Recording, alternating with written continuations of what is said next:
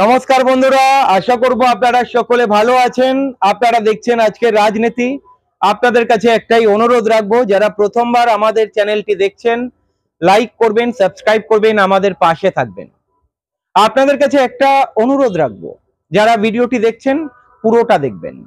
তার কারণ আজকের ভিডিওতে বেশ কিছু প্রশ্ন আপনাদের কাছে রাখবো। আপনারা কি লাভ পেয়েছেন 2021-এ ওই কাঞ্চন মল্লিককে জিতিয়ে? উত্তরপাড়ার বিধানসভার মানুষকে জিজ্ঞাসা করতে চাই, কাঞ্চন মল্লিককে জিতিয়ে আপনারা কি সুবিধা পেয়েছেন? কাঞ্চন মল্লিক উত্তরপাড়া বিধানসভার জন্য এমন কি উন্নয়ন করেছে? এবারে জানি না কাঞ্চন মল্লিক টিকিট পাবে কিনা, তবে উত্তরপাড়া বিধানসভা থেকে তৃণমূলের হয়ে যেই প্রার্থী হোক না কেন, উত্তরপাড়ার মানুষকে ভাবতে হবে। আপনাদের কাছে একটা প্রশ্ন রাখছি, উত্তরপাড়ার মানুষের কাছে প্রশ্ন রাখছি, দীপশিতা ধর আর অন্যদিকে কাঞ্চন মল্লিক, কাকে পছন্দ করছেন আপনারা? আমি জানি সোশ্যাল মিডিয়াতে অনেকেই বলবেন দীপশিতা ধর, দীপশিতা ধর। আপনাদেরকে বলবো, যখন দীপশিতা ধর বলছেন, ভোটটা চলে যাচ্ছে কাঞ্চন মল্লিকের কাছে। গোড়ায় গলদ রয়েছে, মানুষের চিন্তা ভাবনায় প্রবলেম রয়েছে, পরিবর্তন ঘটাতে হবে। দেখুন, আপনাকে খাটতে হবে, আপনাকে ইনকাম করতে হবে। সরকারের কাজ হচ্ছে আপনার কর্মসংস্থানের ব্যবস্থা করে দেওয়া, আপনার রাস্তা তৈরি করে দেওয়া, শিক্ষা যাতে সকল শ্রেণীর কাছে যায় সেই ব্যবস্থা করে দেওয়া, শিল্প গড়ে তোলা। সেটা কি হচ্ছে?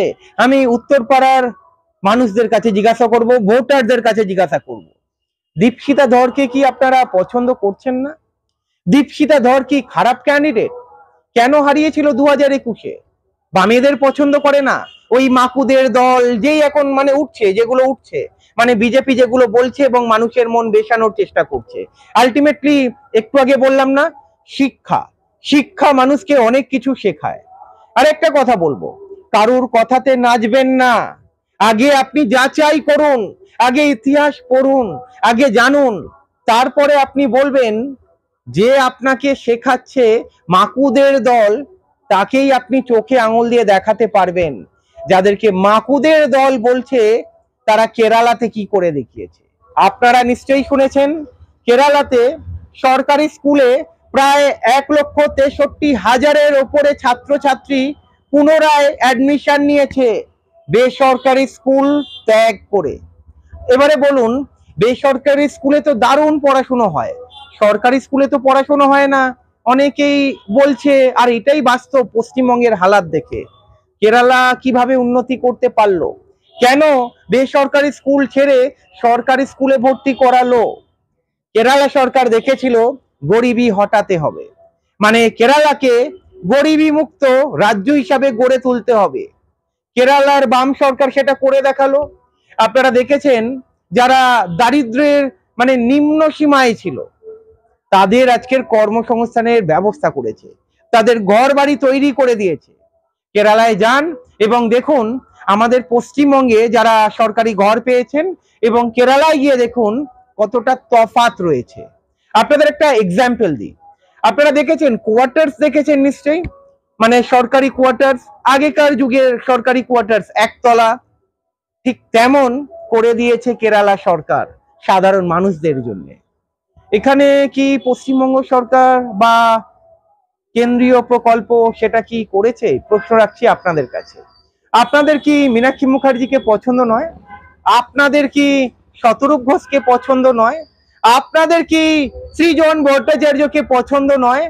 আপনাদের কি প্রতিকুর রহমানকে পছন্দ নয়? আপনারা কি মনে করেন এরা আপনাদের জন্য কিচ্ছু করবে না?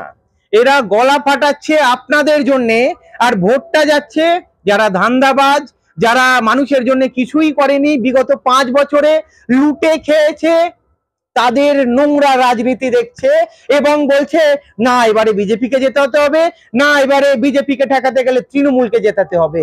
আলটিমেটলি আপনার জন্য যারা কাজ করবে, আপনার সমাজ যারা উন্নয়নের শিখরে পৌঁছে দেবে, আপনার পাড়া, আপনার বিধানসভা যারা উন্নতি ঘটাতে পারবে, তাদের আপনারা বিধানসভায় শূন্য রাখছেন।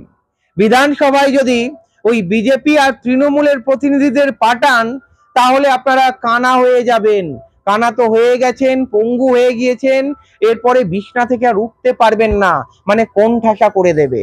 সময় রয়েছে, সময় থাকতে চোখ খুলতে হবে। কংগ্রেসের ভিক্টর পছন্দ হচ্ছে না, এরাই কাজ করবে আপনার জন্যে।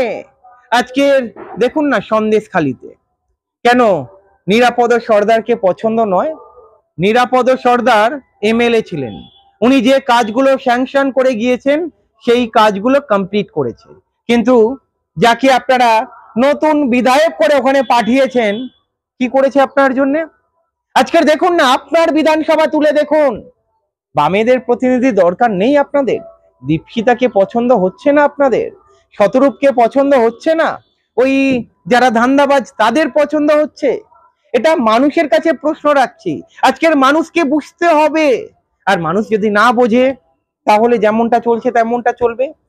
আপনার ছেলেরা পড়াশোনার সুযোগ পাবে না আগামী দিনে, আপনার বাড়ির ছেলেরা পড়াশোনা করলেও চাকরির সুযোগ পাবে না।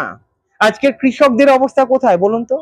ওই যে কৃষকদের জন্য একটা প্রকল্প রয়েছে, 1 একর জমি চাষ করার জন্য বছরে 10,000 টাকা দিচ্ছে। এই 10,000 টাকায় কি হয়?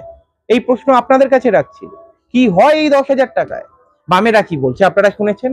আগে বাম সরকারকে আনুন, বামেরা কি করে সেটা আপনারা দেখুন। বামেরা 1 একর জমি চাষ করার জন্য ওই 10,000 5,000 টাকা নয়, বামেরা আপনারা জানেন ওই গরিব কৃষক খেটে খাওয়া মানুষের পাটে। আপনারা জানেন বুদ্ধবাবু কি বলেছিলেন? কৃষি আমাদের ভিত্তি, শিল্প আমাদের ভবিষ্যৎ। আজকের বামেদের এক ঝাঁক তরুণ তরুণী রয়েছে, এদেরকে যদি ভোট দিয়ে না জেতায় বাংলার মানুষ, আর যারা ধান্দা লুটছে, যারা বিধায়ক হয়ে মানে কি বলবো নিজের সুবিধা গোছাচ্ছে, তাদের যদি বিধায়ক করেন কিছু বলার নেই। যারা বিধায়ক হচ্ছেন তারা সরকারি সুবিধা নিচ্ছে, মানে এই বিধায়ক হওয়ার যে সুবিধাগুলো রয়েছে সেগুলো নিচ্ছে। কারোর ওয়াইফ হসপিটালাইজ রয়েছে, বিলটা উনি মেটাবেন না, মেটাবে কে? সরকার মেটাবে। ভাবুন তো একবার। আর আপনার ওয়াইফ যদি সরকারি হসপিটালে ভর্তি থাকে, নিচে শুয়ে থাকতে হয়, বেড পাওয়া যায় না। ভাববেন আপনারা, যদি মনে হয় না বাম প্রতিনিধিদের দরকার নেই, বাম প্রতিনিধিরা বেকার, এদেরকে এনে লাভ নেই, সেটা মানুষের ব্যাপার।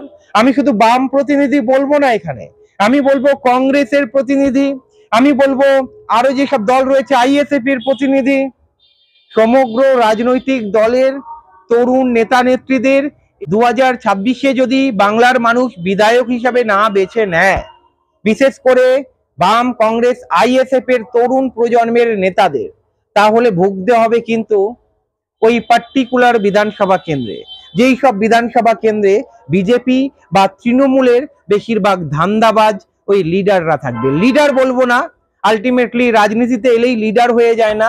লিডার মানে যে লিড করে, এরা লিডার হওয়ার যোগ্য নয়, এরা ধান্দাবাজ, এরা ধান্দা লুটছে। এবারে ভাববেন আপনারা আগামী দিনে কাদের আপনাদের দরকার। ভালো থাকবেন, আবার দেখা হবে।